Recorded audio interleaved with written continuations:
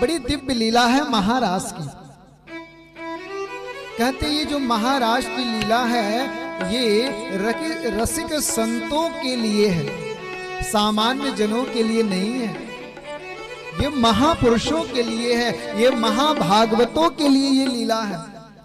हर एक सामान्य व्यक्ति इस लीला के श्रवण का अधिकारी नहीं होता। किसी ने पूछा क्यों नहीं होता? बोला सुनने को तो सुन लेता है लेकिन इसका गलत अर्थ लगा लेता है।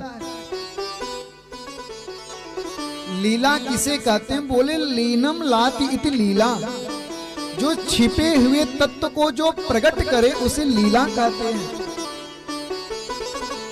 वेद में भगवान का एक नाम है रस। रसो वै सह रसम है वायम लब्धा आनंदी भवति। जिसे प्राप्त होने के बाद परम आनंद का अनुभूति होता है उसे महारास कहते हैं। गोपी किसे कहते हैं? गो कहते इंद्रियों को। बोले जो अपने इंद्रियों के द्वारा कृष्ण रस का पान करे उसे गोपी कहते हैं। आप लोग जरा विचार करिए, मुनि जेहि ध्यान न पावहीं नेति नेति कह वेद।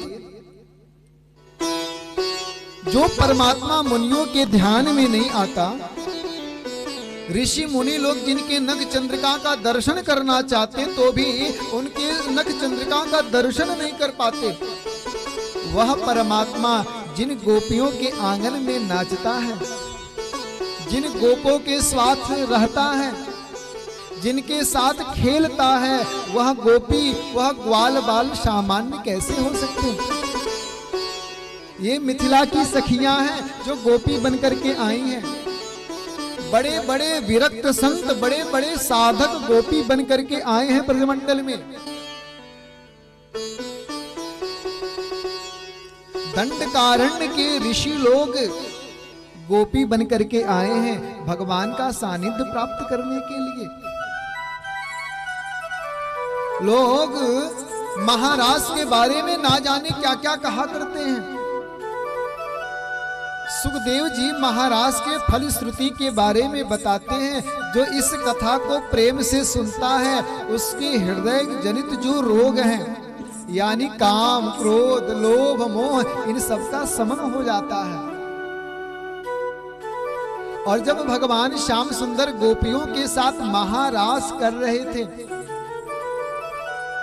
तो उस समय ऐसा प्रतीत हो रहा था यथार्भकः स्वप्रतिबिंब विभ्रमः, जैसे कोई छोटा सा बालक हो, शीशे के सामने उसे खड़ा कर दिया जाए, चारों तरफ से शीशा हो, उसमें बच्चा हो तो बच्चा क्या करेगा? अपने प्रतिबिंब को देख करके हंसेगा, अपने प्रतिबिंब को मारेगा, अपने प्रतिबिंब को गले लगाएगा, अपने प्रतिबिंब अपने स्वरूप को देख करके खेलेगा।